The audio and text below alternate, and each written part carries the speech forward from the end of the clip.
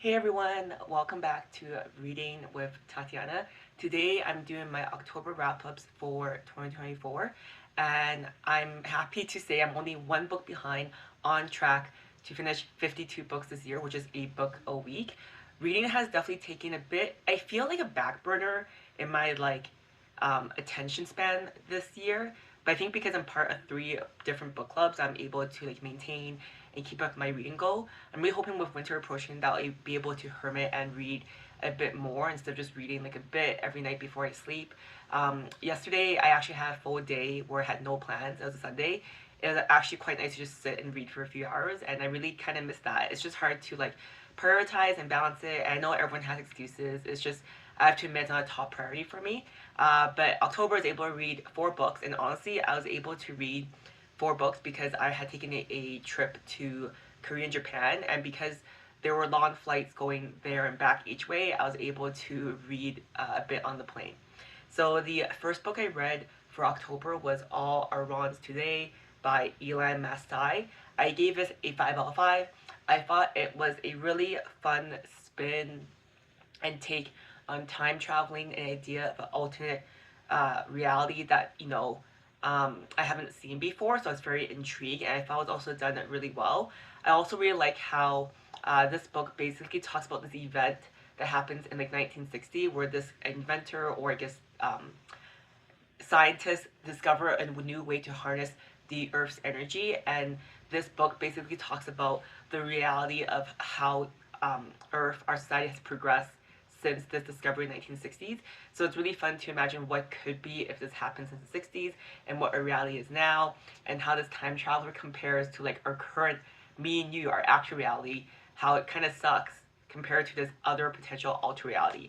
I really enjoyed it, and it kind of talks about the age-old conflict of, is the grass greener on the other side? Who knows? The next book I read was Daisy Jones and the Six by Taylor Jenkins Reid. I traditionally really like Taylor Jenkins Reid's book.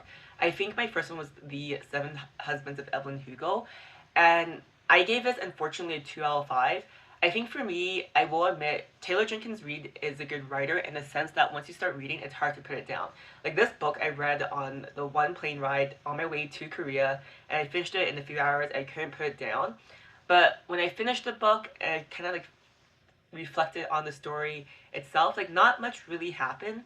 I normally do really enjoy slice of life books too, but I felt this one was just kind of very fleeting, not a lot of depth, and I just wanted more. So I think entertainment wise, 4 out of 5, but as a book itself, I think especially now that I've read a few Taylor Jenkins Reid's book, I kind of I'm not oh, not the shock value, but I'm not wow, this is amazing. But I think if this was your first Taylor Jenkins Reid book, you probably would really like it, and then maybe you've read other ones later, it's kind of more or less the same.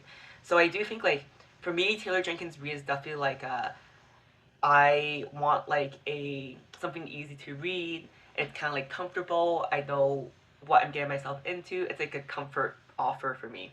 So unfortunately, I gave this book a 2 out of 5.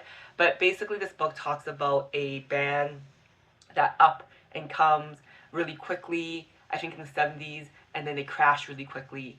And it's kind of done in interview style. So basically, there's the interviewer who's interviewing all different bandmates and all the family and or friends of these bandmates.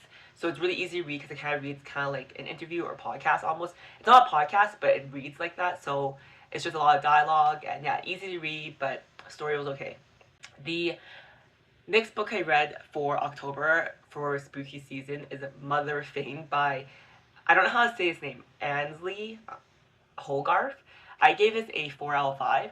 I thought this book was really WTF. I don't want to ruin it because it's definitely a light horror slash thriller book, but I think if I don't know what happens. Well, I mean, know what happens at the end, but I'm how did we get here?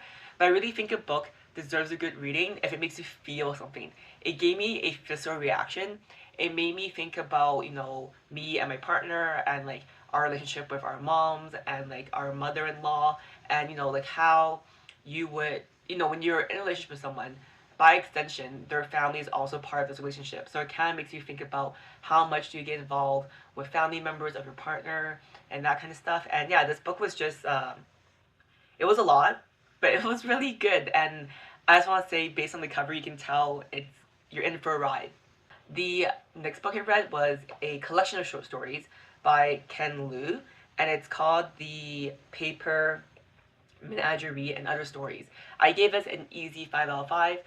Funny story was I actually wanted to read this book because a few years ago I watched the movie Arrival, um, and that movie was really good. And I heard that movie was inspired by a short story written by this short story author, Ted Chiang. So then I read Ted Chiang's collection of short stories, Exhalation, and I read the whole book, and I was like, I don't know which short story inspired the movie.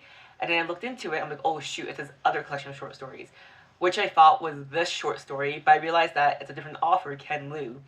But it kind of worked out because this was a really great collection of short stories, and also Ken Liu in this collection of short stories does allude to Ted Chiang.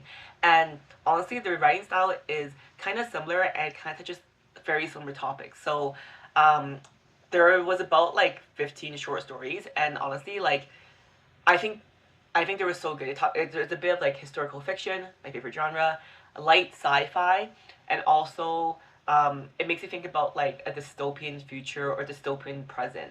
Some of these short stories could be literally a Black Mirror episode, and some of these short stories made me learn more about history, like you know the Japanese occupation in China, or even the Chinese immigrants in Idaho. I don't know if you know this, but in the 1800s, at a certain point in Idaho in the US, I think like 25% of the population was Chinese immigrants who came here to America to work on the railroad and also to pan for gold.